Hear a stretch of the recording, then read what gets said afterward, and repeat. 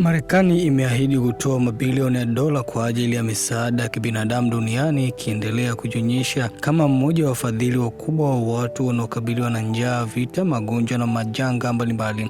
Hata hivyo, nyuma ya ahadi hizo za fedha kuna mjadala unaozidi kushika kasi kuhusu ikiwa misaada hiyo inalenga kuwasaidia wahitaji au kulinda maslahi ya Marekani yenyewe. Mwisho wa mwaka uliopita, Marekani iliahidi kutoa dola bilioni 2 kwa Umoja wa Mataifa hadi mwaka 2026 kwa ajili ya kukabiliana na migogoro ya kibinadamu katika nchi 17 ikiwemo Sudan, Haiti, Syria na Jamhuri ya Kidemokrasia ya Kongo. Ingawa fedha hizo zimepokelewa kwa matumaini na mashirika ya misaada, zimeambatana na masharti mapya yanayolenga kuibadili mifumo wa utoaji wa msaada duniani. Katika hatua inaozua mjadala, Marekani imekuwa ikisisitiza Umoja wa Mataifa kupunguza matumizi ya kiutawala, kufanya mageuzi makubwa na kuonyesha matokeo ya moja kwa moja ya fedha zinazotolewa. Kwa wakosoaji, msimamo huu unaashiria mabadiliko ya falsafa ya misaada kutoka kusaidia binadamu kwenda kulinda maslahi ya kisiasa na kiuchumi ya wafadhili. Wakati huo, mpango maarufu wa misaada ya chakula wa Marekani, Food for Peace, umehamishwa kwa muda chini ya Wizara ya Kilimo ya Marekani,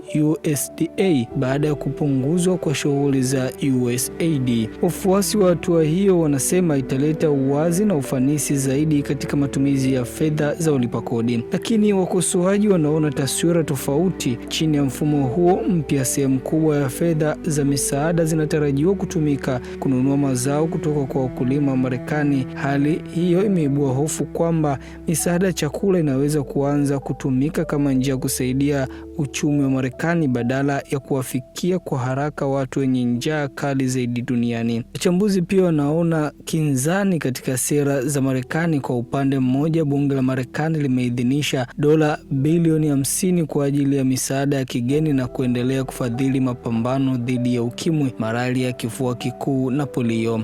Kwa upande mwingine, serikali imeendelea kufanya mabadiliko makubwa katika taasisi zilizokuwa zikisimamia misaada hiyo kwa miongo kadhaa. Kwa mtazamo wa wakosoaji, misaada ya Marekani inaonekana kuingia katika enzi mpya ambazo fedha bado zipo, lakini zinakuja zikiwa na masharti zaidi na udhibiti mkubwa kutoka Washington. Swali linalobaki ni kama mageuzi hayo yatawanufaisha zaidi watu wanaohitaji msaada au yataifanya misaada ya binadamu kuwa chombo kingine cha kuendeleza ushawishi wa kisiasa na kiuchumi wa Marekani duniani. Kadri Umoja wa Mataifa na mashirika ya misaada yanavyojaribu kuendana na mfumo huo mpya, mamilioni ya watu wanaokabiliwa na njaa, vita na majanga watakaoamua kwa vitendo ikiwa mabadiliko hayo ni suluhisho la matatizo ya kibinadamu au ni njia mpya kulinda maslahi taifa tajiri zaidi duniani. Hii ni ripoti ya Media wa Express. Mimi ni Hassan Magulumali.